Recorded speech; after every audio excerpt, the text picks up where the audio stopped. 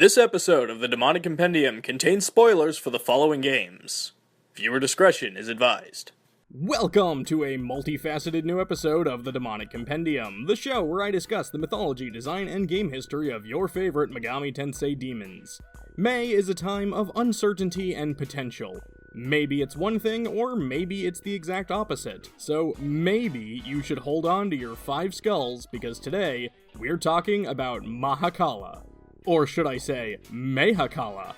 No, wait, Mahakala is Mahakala, which roughly translates as greatness beyond time or death, is an incredibly prominent figure in Hinduism and Buddhism, and has a lot of different roles in mythology depending on which version of him you're talking about and what country you're looking at.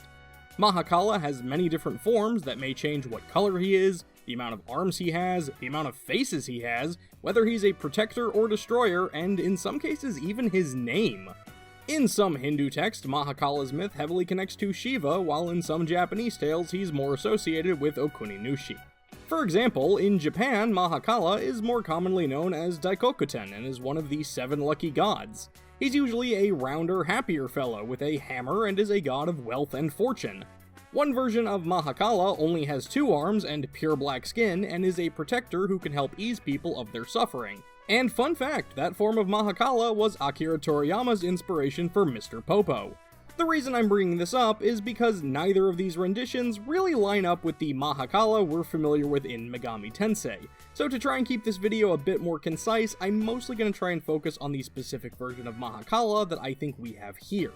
And that means right off the bat, we're looking at the 6-armed Mahakala stories. This version is usually a powerful warrior and wrathful being, but one that also exists as an emanation of compassion.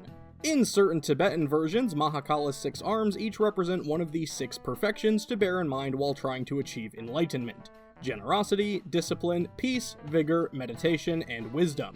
While we don't really see it in Megami Tensei, the 6-armed version of Mahakala also usually wears a crown of 5 skulls that each represents negative traits such as ignorance, attachment, aversion, pride, and envy. Like I said in the intro to this video, Mahakala really is a multifaceted being. Whether he's a form of Shiva, or a fierce warrior, or a benevolent god of fortune, he's a fascinating figure, and it's kind of amazing to see how his roles change based on his origins, the amount of arms he has, or even what color he is, which is typically pure white, pitch black, or the blue that we generally see in this franchise.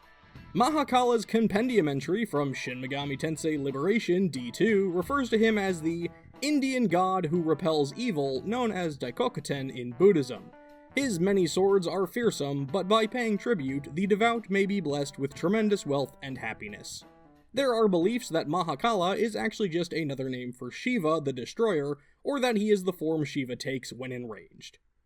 Design-wise, as I kind of already covered, Mahakala in Megami Tensei is normally associated with the 6-armed version, which we do see in artwork as having blue skin and the Super Saiyan hair. However, you may also notice that Kaneko's Mahakala wields a sword in each hand and has 3 faces. These details likely tie back into Mahakala's connection to his Japanese counterpart, Daikokuten. I mentioned earlier that he's usually a rounder, happier fellow, but a version of this figure exists called Sanmen Daikoku, who does have 3 faces and 6 arms, with each arm holding a weapon or something similar. In many depictions, the other 2 faces are actually Bishamonten and Benzaiten, the latter of whom most Megaten fans know as Sarasvati.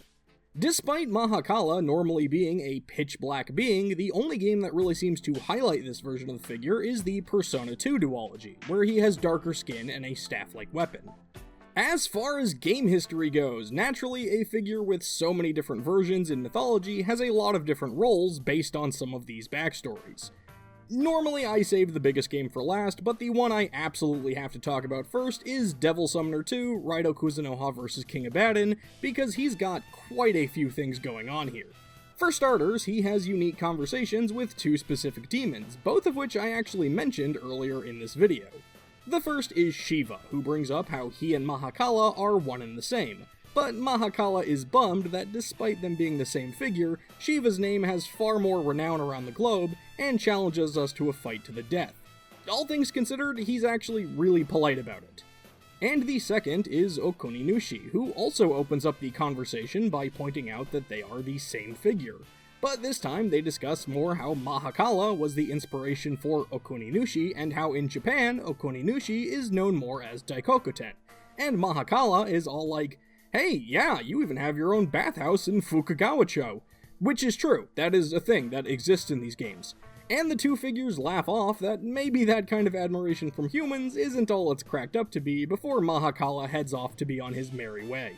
Aside from these two conversations, Mahakala is one of the demon partners of Garen Kuzunoha the 17th when you fight him toward the end of the game, and I swear at this point I've almost covered every single demon this old dude uses because I feel like this comes up a lot.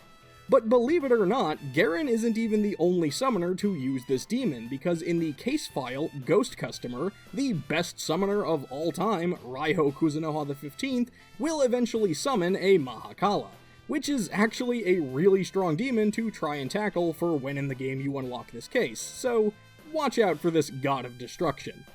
Mahakala appears in Persona 4 as the ultimate persona of the Death Arcana, and can be unlocked for fusion by completing Hisano Kuroda's social link. In a somewhat unique nod to his mythology, particularly his Crown of Multiple Skulls, players will need to fuse 6 skull-faced fiend demons together to create this persona. However, his crown usually only has 5 skulls, not 6, so it's possible they went with 6 in a reference to his arms.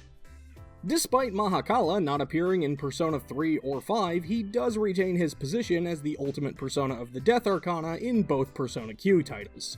Mahakala has a few small roles in the mobile title Shin Megami Tensei Liberation D2, and players can fuse him into both a sword and shield. As a sword, he becomes the Flaming Kanda, which is a sword of wisdom that Mahakala uses to slice through ignorance. As a shield, he turns into Nirguna, a concept of all colors and concepts that melt into Mahakala as a being of nature and reality.